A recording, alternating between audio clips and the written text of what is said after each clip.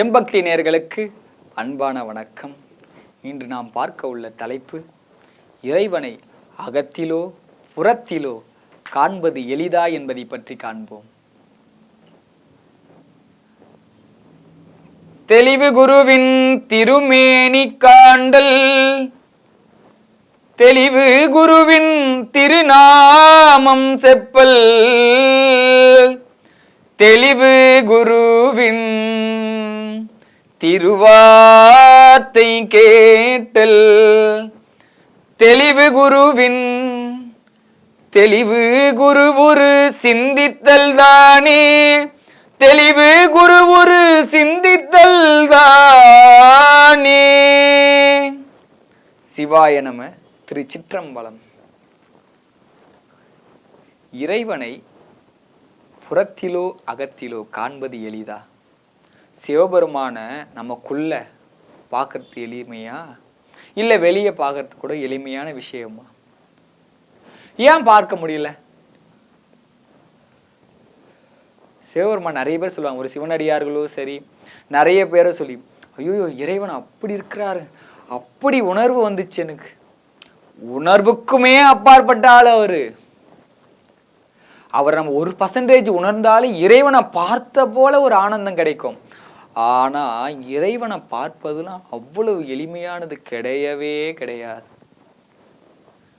ஏன் இறைவனை பார்க்க முடியல? சுத்தம் இல்லை, பார்க்க முடியல. அகமானது அழுக்கிலே இருக்கு, பார்க்க முடியல. புறத்திலும் அழுக்கான செயல்களையே செய்கிற, பார்க்க முடியல. ஏன்னா தினமும் பாட்டு பாடுறேன், உழவார பணி செய்கிறேன், தினமும் ஓம் நமச்சிவாயன்னு 1000 முறை எழுதுறேன், இதை விட வேற என்ன பெருசா பண்ணணும், இதெல்லாம் செய்யறேன்னு இதுக்கெல்லாம் காட்சி கொடுக்க மாட்டாரா? இதெல்லாம் நீ செய்யற பத்தியா? இதெல்லாம் செய்யறது தான் உன்னை அவரை பார்க்கக்கூடிய வழியை தான் வகுக்குது. இதெல்லாம் எழுதின உடனே காட்சி கிடைக்காது. இதெல்லாம் எழுதுற வாசியும் உழவார பணிகளும் இறைவனை பாடுவதும் இது எல்லாம் உணர்ந்து உண்மையா பண்ணிட்டே வர வர வர என்ன ஆகும்னா உன்னை முழுமையா உருவாக்கிட்டே வரும். ஒரு நாளைக்கு 24 மணி நேரம், 24 மணி நேரத்துல இறைவனுக்காக ஒதுக்கக்கூடிய நேரம் எவ்வளவு இருக்கும்? நாம 1 மணி நேரம் இருக்கும், இல்லை 2 மணி நேரம் இருக்கும், சிலர் ஒரு 3 மணி நேரம் இருக்கும். முழுமையா நம்மளுடைய எண்ணம் உடல் அசைவுலேருந்து மொத்தமே அவர் மேல இருக்கணும்.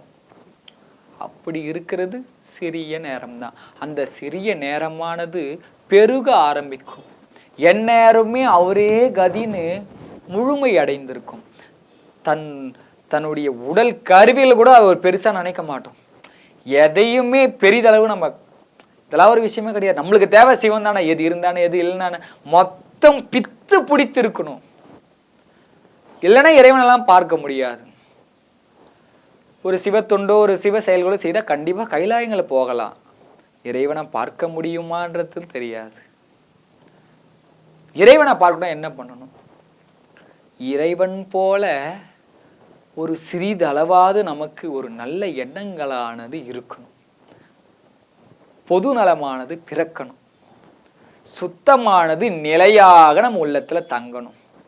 மாயையே அவர் தான் தராருன்றீங்க, சுத்தமும் தரத்துக்கு அவர் நினைச்சா தந்துடலாம், எல்லாமே அவர் தான் பண்ணணும், இதை மட்டும் நாங்க பண்ணோம்னா என்ன சொல்றீங்க? என்னன்னா இறைவனானவர் எல்லாம் மாயை காட்டக்கூடியவும் அவரு தான், மாயையிலிருந்து வெளிவரக்கூடிய ஆளும், நம்மளை வெளியே வரக்கூடிய வழியை காட்டுறவரும் அவரு தான். செயல்முறை நம்ம படுத்துறது இல்லையே. மாயையை காட்டுறாரு, மாயைக்குள்ள உன்னை கையை பிடிச்சி இழுத்தும் போய் உன்னை சேர்த்து வச்சாரா இந்தா சேருன்னு? கிடையாது. மாயையிலிருந்து வெளியே வரக்கூடிய வழியை காமிச்சார், அவரே அவனை கைப்பிடிச்சு வேணா அவனை இழுத்துன்னு வந்தாரா? கிடையாது. உனக்கு எல்லாத்தையும் காட்டுறாரு, அதுல இருந்து நீ ஒரு கல்வியை கத்துக்க போற, அவ்வளவுதான். பக்குவப்பட போற, அவ்வளவுதான். இப்ப நீ போகக்கூடிய இடம், நீ உங்க ஒரு டீச்சர் ஆகணும்னு நினைச்சுக்கோங்களேன். நீங்க ஒரு டீச்சர் ஆகணும். டீச்சர் ஆகணும் சும்மா அப்படியே போக முடியுமா? நீங்க அங்க வகுப்பு எடுக்கணும், மாணவர்களெல்லாம் வகுப்பு எடுக்கணும். நீ எப்படி எடுக்கணும், நீ என்னென்ன அவங்களுக்கு சொல்லணும், அவங்களுக்கு புரியும்படி சொல்லணும், எல்லாரையும் பார்க்கணும், கரெக்டா கரெக்டாக அவங்கள வழி நடத்தணும். இத்தனை விஷயங்கள்லாம் இருக்குது. அப்போ சும்மா 10th படித்தாலும் அப்போ நீ ஒரு காலேஜ் ப்ரொஃபஸர் ஆகணும், அவன் எடுப்பானா? எடுக்க மாட்டான். அப்போ அவனுக்கு ஒரு சின்ன சின்ன டெஸ்ட்டு வைக்கணும், +1 +2 முடிக்கணும், ஒரு டிகிரி முடிக்கணும், PhD பண்ணணும். இவ்வளோ விஷயம் படித்து தானே ஒரு ப்ரொஃபஸர் ஆக முடியும். ஒரு ஸ்கூல் டீச்சர்னால் ஒரு B.Ed முடிக்கணும், இப்படியெல்லாம் முடித்து வரணும். ஒரு சின்ன ஒரு டீச்சர் ஒரு விஷயத்துக்கு பண்ணுறதுக்கே இவ்வளோ விஷயம். நம்ம சுவாமியை பார்க்கணும்னு நம்ம ஆசைப்படுறோம், இல்லை சுவாமியை அடையணும்னு ஆசைப்படுறோம். இப்படி விஷயம் கிடைக்கும் பொழுது அவருடைய குணம் என்ன?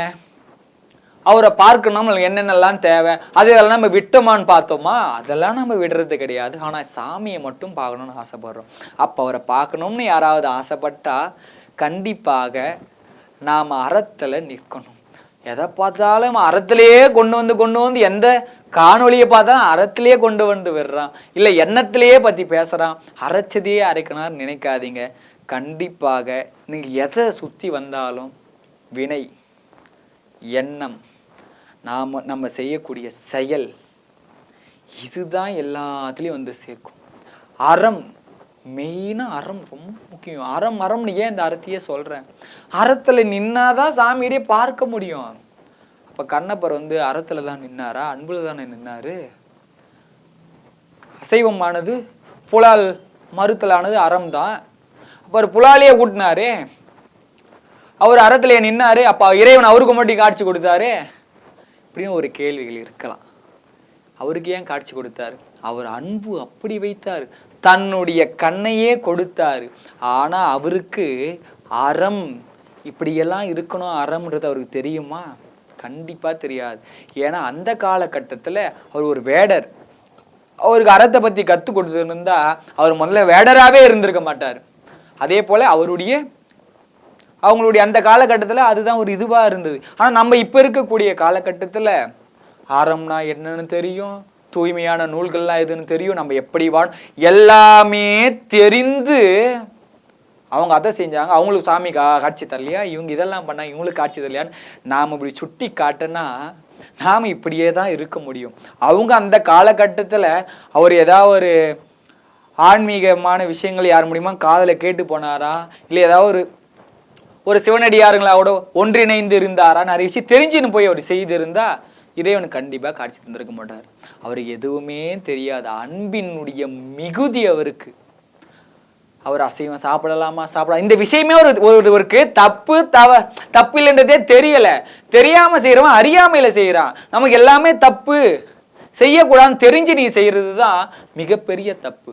அப்ப நமக்கு அறமானது கண்டிப்பாக முக்கியம். அறத்தின் வழியில் நின்றே ஆகணும்.